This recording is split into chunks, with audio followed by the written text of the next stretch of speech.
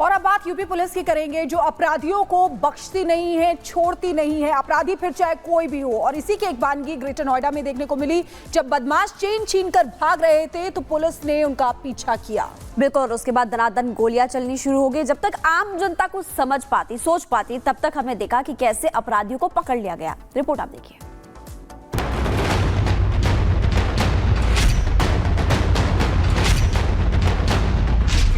सुरक्षा में सेंध लगाने का कार्य करे क्या तो अगले चौराहे पर उस सोहदे का इंतजार यमराज कर रहा होगा।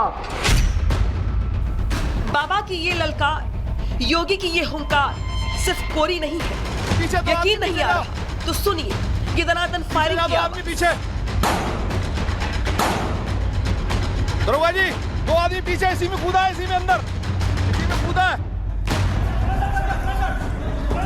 ये फायरिंग ग्रेटर नोएडा के सेक्टर बीटा 2 में हो रही है, जहां पुलिस और बदमाशों के बीच मुठभेड़ चल रही है। इस आवाज से भले ही सेक्टर में रहने वाले लोग सहम गए, लेकिन पुलिस बदमाशों को पकड़ने के लिए मुस्तैद कर रहा है। सर फायरिंग, पीछे साइड ले लो। पुलिस ने पहले बदमाशों को सरेंडर करने के लिए कहा, लेकिन बदमाशों ने पुलिस पर फायरिंग कर दी। लगी क्या? हाँ, गोली लगी। पुलिस की जवाबी कार्रवाई में आरोपी के पैर में गोली लग गई। इसके बाद बदमाश मिन्नतें करने लगा और पुलिस ने शातिर अपराधी को गिरफ्तार कर लिया। बंद पड़ा मकान में वो बदमाश चला गया। उस बदमाश ने वहाँ से बंद पड़े जो मकान था वहाँ से भी हम पे फायरिंग करी, पुलिस पे फायरिंग करी और इस पूरे मकान को कॉम्बिंग करी गई और इसको पूरा कॉर्डन ऑफ किया गया। और बहुत प्रोफेशनल तरीके से रूम एंट्री करते हुए इसमें जो दूसरा जो बदमाश था उसे भी पुलिस मुठभेड़ में गिरफ्तार किया गया है। उसको अस्पताल भेजा गया है उपचार के लिए।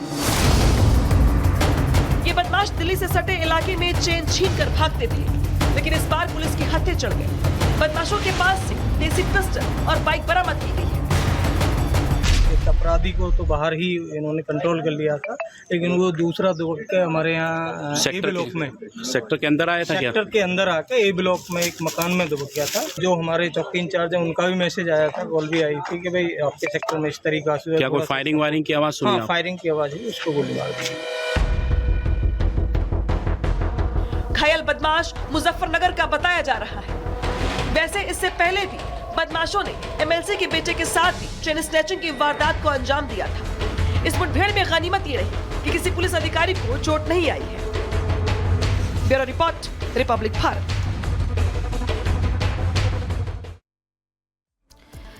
उत्तर प्रदेश के मुख्यमंत्री योगी आदित्यनाथ लगातार इस पूरे मामले को लेकर अलर्ट है और इससे पहले भी कई बार ऐसे आदेश दिए गए उनकी तरफ से कि जल्दी से जल्दी आरोपियों को पकड़ा जाए। पूरा मामला क्या आपको विस्तार से बता दें। उत्तर प्रदेश में अपराधियों का खात्मा लगातार जारी है। आपको ये भी बता दें कि सीएम योगी आदित्यनाथ का अपराध पर जीरो टॉलरेंस यानी कि जीरो टॉलरेंस की नीति उनकी तरफ से अपनाई गई है। सितंबर में कई अपराधियों की मुठभेड़ भी हुई पुलिस के साथ और उत्तर प्रदेश में एनकाउंटर पर भी सियासत इस वक्त तेज होते हुए नजर आ रही है। आपको बता दें कि विपक्ष ने एनकाउंटर को करके आरोप लगाया है और कहा कि जात देखकर गोली मारी गई। ऐसी राजनीति विपक्ष लगातार कर रहा है। गुरुवार को ग्रेटर नोएडा में एक और मुठभेड़ की खबर भी सामने आई थी। तो देखिए, एक तरफ जहां सरकार जीरो टॉलरेंस की नीति अपनाकर लगातार एक्शन मोड में नजर आ रही है, वहीं पर इस तरह के मामले जब लगातार सामने आ रहे हैं तो हम देख रहे हैं कि मुठभेड़ भी हो रही है, सियासत भी लगातार होते हुए नजर आ रही है। और अब बात एल्विश यादव की कर लेते हैं, जिससे ईडी ने लखनऊ में 8 घंटे पूछताछ की। लेकिन जैसे ही एल्विश यादव बाहर आया और मीडिया कर्मियों से उसका सामना हुआ तो सवालों से घबराए एल्विश यादव ने बदतमीजी करना शुरू कर दिया। मीडिया कर्मियों से उसने किस तरीके से बदतमीजी की और क्या क्या कहा, दिखाते हैं आपको इस रिपोर्ट के जरिए।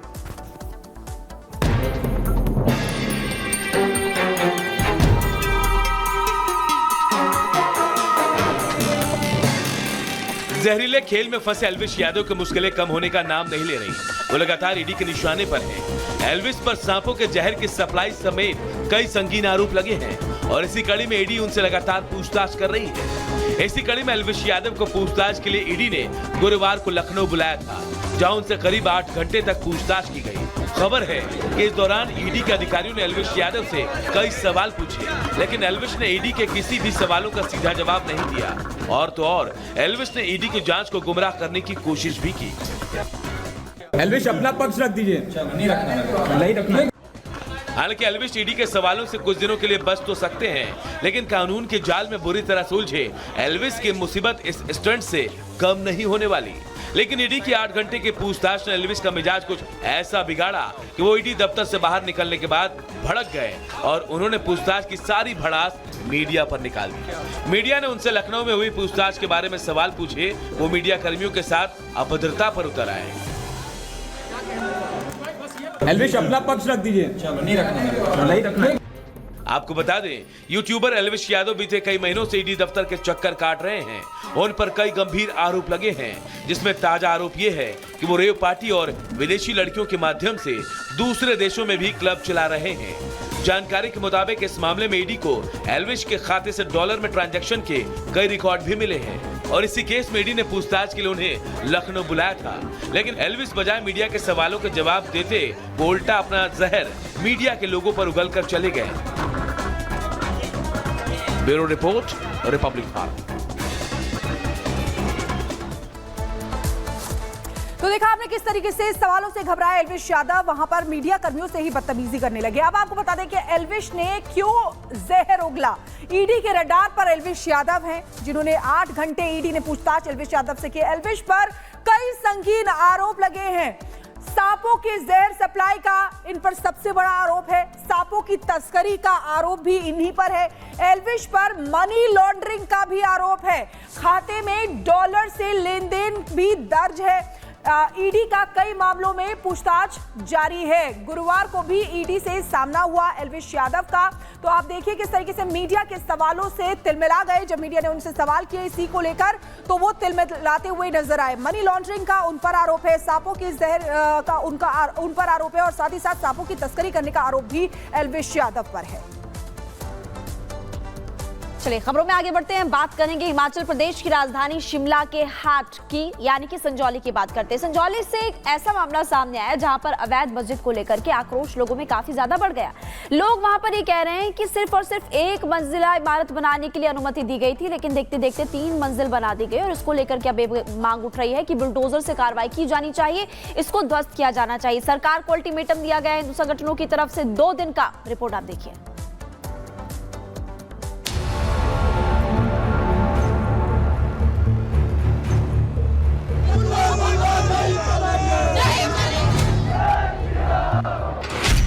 सड़क पर हिंदुओं का सैलाब,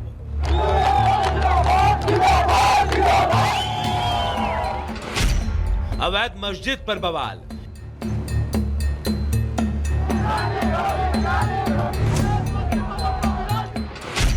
हिंदू सड़क पर कार्रवाई कब?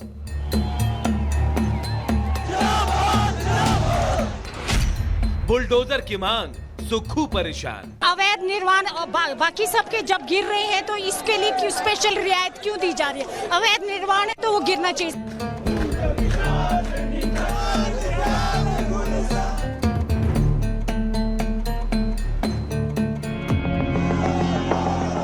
ये आक्रोश, ये गुस्सा, ये नारेबाजी तस्वीर हिमाचल के शिमला की है और इसकी जड़ में है संजौली का अवैध मस्जिद।